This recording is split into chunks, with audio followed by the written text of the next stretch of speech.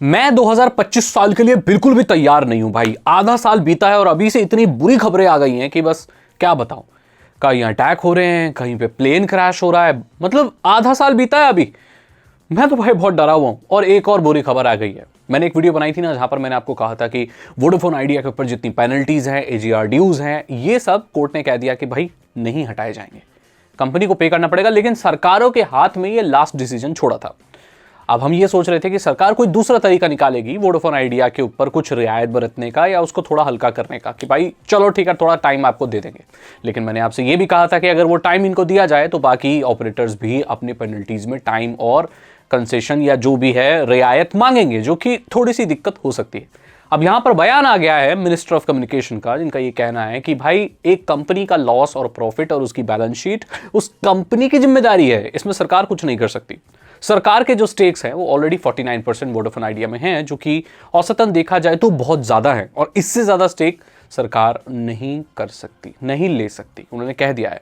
Basically क्या होता है कि जो कंपनी लॉस में होती है, जो बहुत घाटा हो रहा होता है, कितने हजार करोड़ का या कितने का जो भी है, जो भर नहीं पाती, पेनल्टीज भी ड्यू होती है, तो कंपनी कहती है कि भाई हम पैसे नहीं दे सकते, लेकिन हम अपनी कंपनी में आपको इतने परसेंट शेयर्स या इक्विटी या जो भी आपको दे देंगे। तो सरकार ले लेती है। सरकार 49% ऑलरेडी ले चुकी है और इससे ज्यादा वो नहीं ले सकती। तो मिनिस्टर ऑफ कम्युनिकेशन ने कह दिया कि भाई ये जिम्मेदारी कंपनी की है, उसके सीईओ की है, उसकी बैलेंस शीट कैसे काम कर रही है अपना उसको खुद ही देखना पड़ेगा। सरकार की तरफ से उसको और कोई भी कुछ भी रियायत या कुछ भी चीज नहीं मिलेगी। और ये बहुत ही बुरी खबर है वोडाफोन आइडिया के लिए। लेकिन यहां पर बात ये समझ नहीं आ रही कि जब वोडाफोन आइडिया, क्योंकि वोडाफोन आइडिया ने कहा था कि सरकार रियायत नहीं देगी तो वो दिवालिया घोषित कर देंगे, बैंकक्रप्ट हो जाएंगे, मतलब खत्म हो जाएगी कंपनी वोडाफोन आइडिया इंडिया में। तो भाई ये तो बड़ी खतरनाक बात है। लेकिन मुझे अब ये बात समझ नहीं आ रही कि जो वोडाफोन आइडिया है, जब वो बंद हो जाएगी कंपनी, क्योंकि अब कोई रियायत वगैरह तो नहीं है और वो लॉस में जा रही है, तो वो लोग सैटेलाइट के ऊपर काम क्यों कर रहे हैं। वोडाफोन आइडिया ने अभी हाल ही में अमेरिकन सैटेलाइट कंपनी एक है, उसके साथ कुछ पार्टनरशिप की है, जिसकी मदद से वो इंडिया के कोने कोने में अपना नेटवर्क प्रोवाइड करेंगे।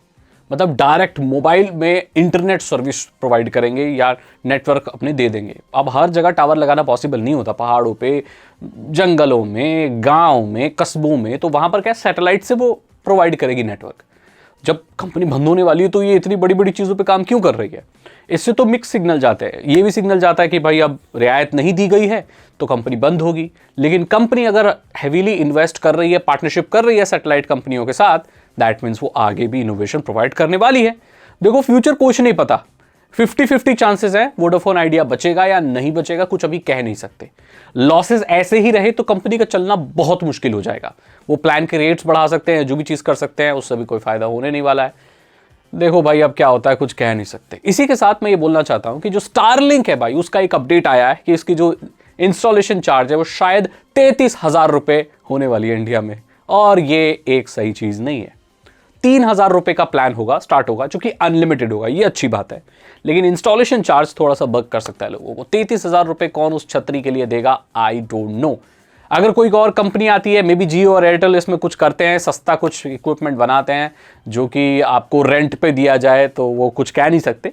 बट 33,000 रुपए एक उसके लिए मेरे हिसाब से तो कोई नहीं देने वाला, क्योंकि सबके पास और दूसरे सस्ते ऑप्शन होंगे, आई एम श्योर होंगे। और अब तो अनलिमिटेड 5G भी है, ये भी एक ऑप्शन है।